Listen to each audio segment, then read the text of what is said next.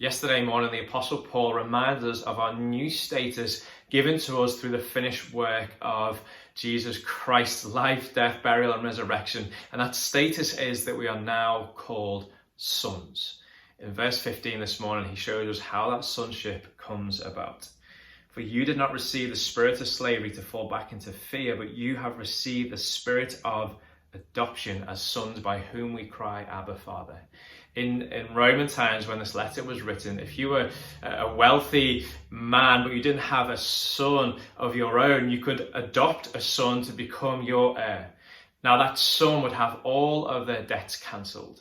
That son would receive the new name, the name of their father.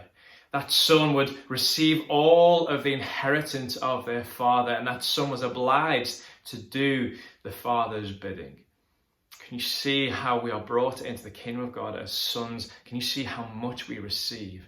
The record of our debt against God has been cancelled by God. We have been brought into his family. We are no longer sons of Adam, where our inheritance is sin and death, but we are now sons of God. We are in the family of God, where our inheritance is a life of peace and rest for all eternity with God. We have been brought into his family, and we now bear his name. And as a result of that, we should want to do his will.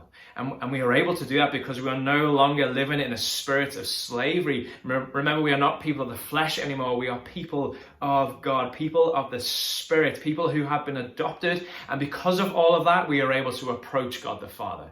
Jesus Christ's death on the cross has broken down the wall of hostility between us and God, so we are now able to approach God. And listen to how Paul says we can approach him. We can approach him like a child approaches their father, and we can approach him and say, Abba, Father. That word literally means daddy. What a picture of intimacy. That we can approach God, who is highly exalted above the heavens and the earth, who is more powerful than we can imagine, and we can come to him like a child comes to their daddy. Would we do that today? Would we bear the name of our Father? Would we live in joyful obedience to him because he has cancelled our record of debt, because we bear his name, because he has brought us into a great inheritance? And would we approach him like a child approaches their daddy, with love, without fear, knowing that he protects us, knowing that he is for us, knowing that he loves us?